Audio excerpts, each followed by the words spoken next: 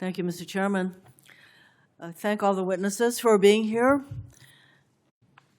As a continuation of the confirmation process for Mr. Blanch, we are here to determine whether or not Mr. Blanch, who continues to be President Trump's lawyer and all that that implies, should be the Attorney General of the United States of America, who is supposed to be defending the Constitution, not the President. Ms. Bensky, thank you so much for being here and for all of the other Epstein victims. Mr. Blanch was asked whether he would meet with you, and because we knew that he had refused, basically, to meet with the victims of the Epstein crimes. And he offered, apparently, yesterday, and he made some excuses about it not being appropriate for him to meet with the victims directly. Why, I do not know. Understand, yeah. But he offered up a staff person, and I understand that a staff person from his office contacted you and others, and offered to meet with your counsel. Is that correct? Not with you directly. I am not aware of a staffer reaching out. I can ask, but we have not heard from a staffer. No, we have not heard from a staffer in the last. Okay, let's get that clarified.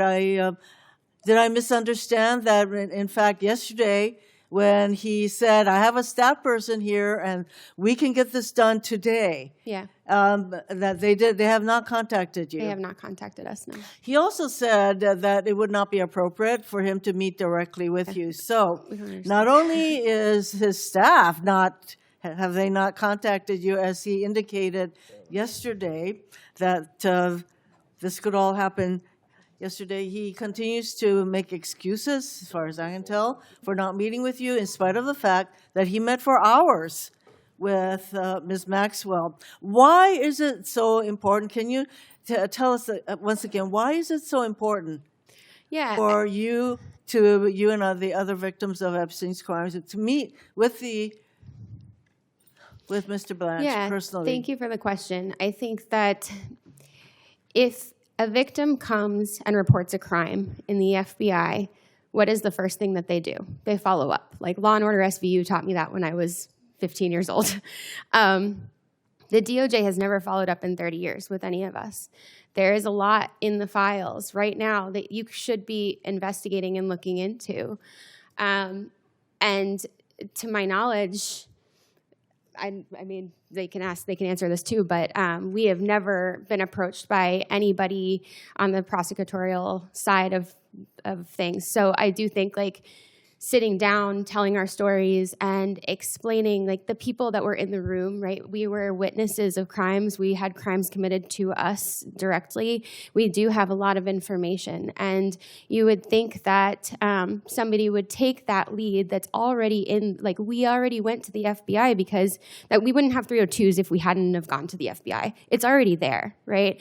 So the following up of those 302s, and then once it's supposed to be handled by the Department of Justice, why aren't we hearing from prosecutors? This case was never handled correctly from the beginning. And he also made some excuses as to why personal information was not redacted in exposing many of you, including you. And I think something that stood out yesterday was that he had said that immediately when things were misredacted, that they were taken down and they fixed them, and within 24 hours they were put back up. That is entirely not true. There are still things that need to be redacted, and there's still survivor information in there even today, from my awareness. My information just came down in April, and that was after begging.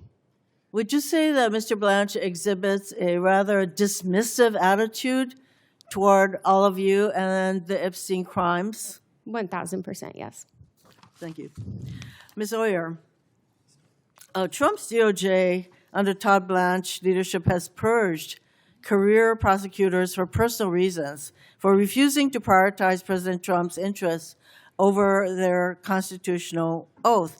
Todd Blanch has fired more than 1,200 former career DOJ employees who worked for both Republican and Democratic administrations. This doesn't even include all of the DOJ attorneys who resigned because they didn't want to be part of the kind of DOJ that Todd Blanch is creating, which is basically not a Department of Justice, but a Department of Retribution and Corruption, in my view. Ms. Oyer, what risks does this pose to our country for the kind of DOJ that Todd Blanch is running? Senator, one of DOJ's greatest strengths historically has been its non-political career workforce of experts, people who are experts in their subject matter. That is crucial to keeping all of us safe. We need people who have specialization in things like national security, prosecuting child exploitation, all manner of sophisticated crimes involving cryptocurrency.